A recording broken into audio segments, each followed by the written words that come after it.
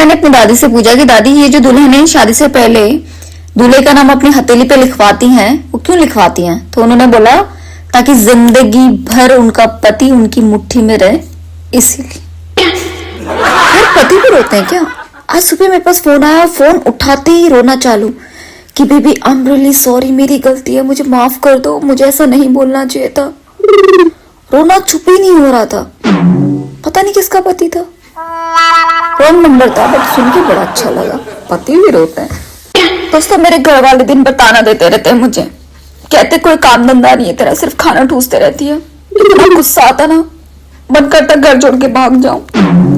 बस ये सोच के रुक जाती हूँ कि जितना ही ताना देते ना, ढूंढने भी नहीं आएंगे।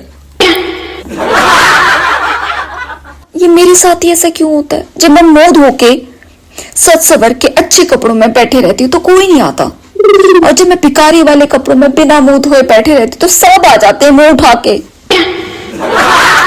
मेरे साथ ऐसा क्यों होता है? दोस्तों मेरी जो दादी थी ना, वो बहुत पूजा पाठ करती थी, तो लोग ना, गांव के लोग उनको बहुत मानते थे कि ये जो कहती है ना वो हो जाता है। और पहले के लोग वैसे भी कुछ कहते थे तो हो ही जाता था। तो एक बार जो मेरी माँ है ना, अपनी सास के लिए सैंडल लेके आई 1 इंच की, तो वो पहन के गई शादी में और अचानक से गिर गई, उनका पैर मुड़ गया। तभी सब लोग हंसने लगे। तो दादी एकदम से चिल्लाने लग जाती है कि हंसो मत, मुझे गुस्सा आ गया ना तो बहुत बुरा हो जाएगा। और तभी सारे लोग अंधे हो गए और सब डर गए, और डरते हुए सबने माफी मांगी कि दादी हमें माफ कर दो, हमसे गलती हो गई, हम ऐसा नहीं करेंगे, हम अंधे हो गए, हमें ठीक कर दो दादी। तो मेरी दादी क्या करती है कि उसी सैंडल से सबके सर पे 1-1 बार मारती है और कहती है कि अंधो जनरेटर चलाओ, लाइट चली गई, अंधेरा हो गया, मुझे भी नहीं दिख रहा। आज सुबह मैंने अपने पति से कहा कि आज मेरे कमर में बहुत दर्द हो रहा है, आप प्लीज नाश्ता बना दो।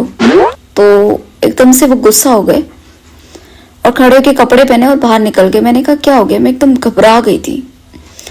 तो कहते हैं कि मैंने नहीं रहना तेरे साथ, मैं जा रहा हूँ वकील के पास, तलाक के पेपर्स लेके आता हूँ।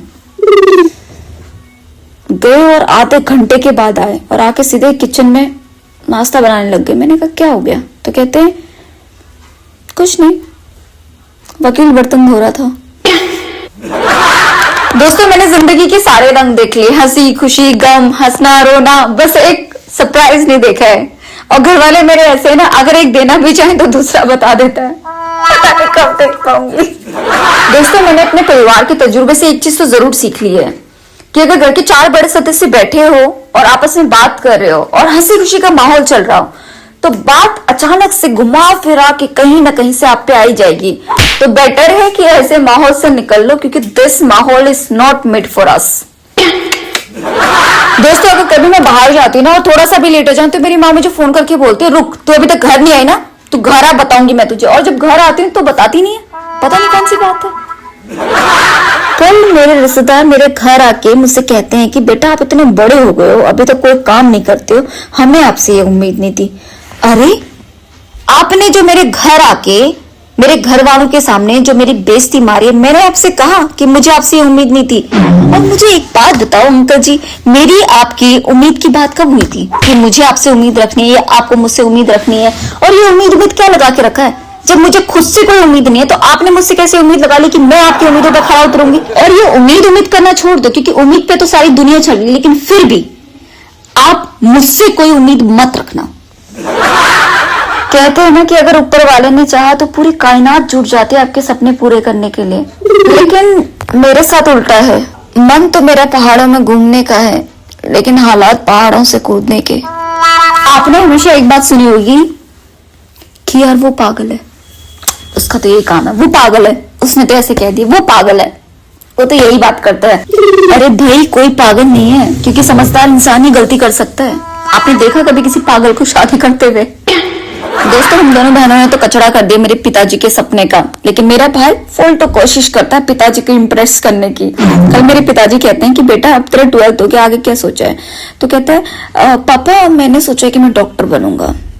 तो मेरे पिताजी कहते हैं कि ये उसमें तो बहुत पढ़ाई है, बहुत मेहनत है। कहता है मैंने तैयारी कर ली है, बस उसमें यही तो बोलना पड़ता है कि आई एम सॉरी, मैं इसको नहीं बचा सकता। कहता है बस थोड़ा सा एक्सप्रेशन में काम करना है।